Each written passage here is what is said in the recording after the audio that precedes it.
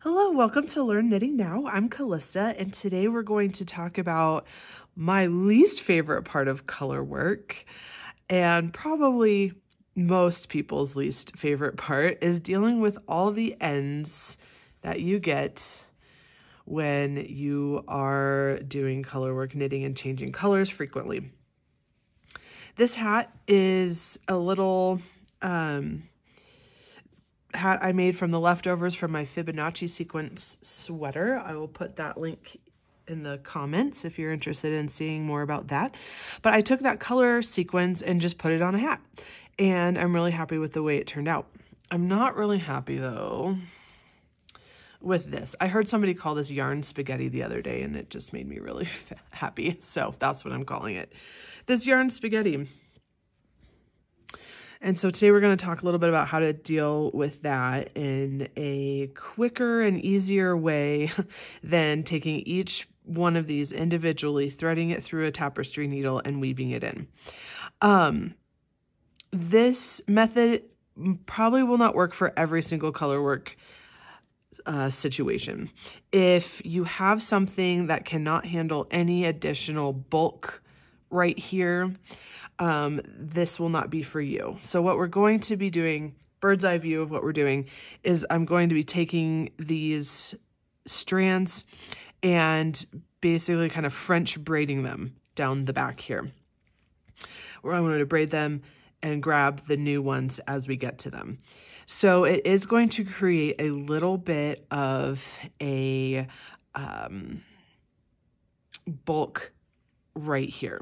With something that's made with positive ease, which means the garment is a little bit bigger than the body part it's covering, it's not going to make any difference. So if you have a sweater, this hat is real stretchy and really meant to be worn with positive ease. It's not going to matter much. If you have like a really thin, yarn, like a fingering weight sweater that's supposed to be real fitted, this might not be the method for that project. And you'll see more as we're getting there. So I like to leave my ends really long when I'm actually knitting. It gives me plenty of options for if I do want to go ahead and weave in ends the usual way I can, but I decided for this one, I don't want to do that. So the first thing I'm going to do is trim these ends to be about 4 inches long or so. It does not have to be exact, but there we go. We already, makes me feel half better because all of that, that's gone. Next thing I'm going to do is try to evenly distribute kind of left and right here with my ends. Does not have to be perfect, but we want some on the left, some on the right, so that as I'm coming down here and braiding down the thing, we are about even.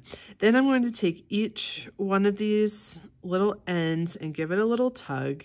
We don't want it to pucker at all. We don't want it super tight, but we do want to make sure we're about matching the tension of the piece. And I should be able, when I'm done here, to go to the other side, and we shouldn't have any super loose ends. We do have a little bit of holes there. I'm not too worried about that at this point, but we are doing pretty well there. Okay, I've seen this method most often on sweaters, and so, but when I was doing this earlier on this hat here, it was moving around as I was trying to braid, and on a sweater you wouldn't have that as much because of the weight of the garment would kind of hold it in place. I grabbed a handy dandy dumbbell, and we are going to use that to make sure we don't move around too much. Okay, so we are just going to start braiding. I only have 2 up here, so I'm going to just twist for a little while until I get down a little bit further. And now I have 3. 3 strands. So I'm just going to start braiding, which means right side over, left side over, right side over, left side over.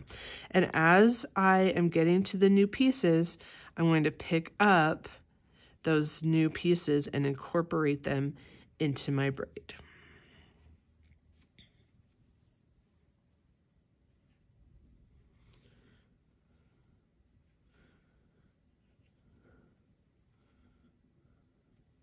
So see, I'm picking up that yellow one. Now we're going to hold it together with the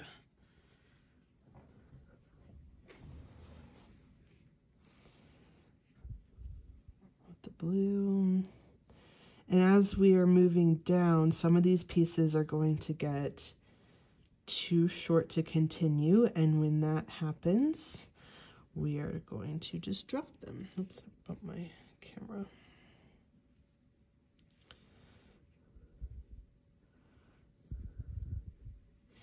If you are someone who cares deeply about the inside of your project looking pretty, this will not be the method for you to deal with your ends, because as these pieces get smaller, they're going to stick out.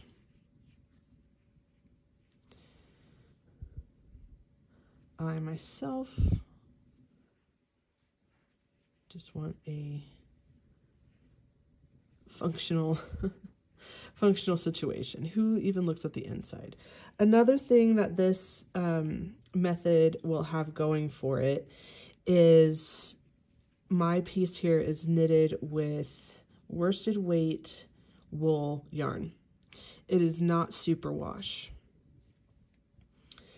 This method can be done with lots of different kinds of yarn, but this is going to, with wear and wash, it will start to felt, which just means all the little fibers are going to start hanging out together and become matted, basically matted together. Okay, so we're here, we're at the end. I can see here that the end of my braid is well above my end of my hat there. So I'm going to do a knot as best I can. I know I'm not going to get all these little ends in, and that's okay. If they're small, that means they have been braided several times in through the braid, and I am happy that they will be secure. Okay, so I put that through twice. I'm going to cut the other ends off. And again, as we wash and wear this, they're going to come together even more. So there we go. Let's go to the other side.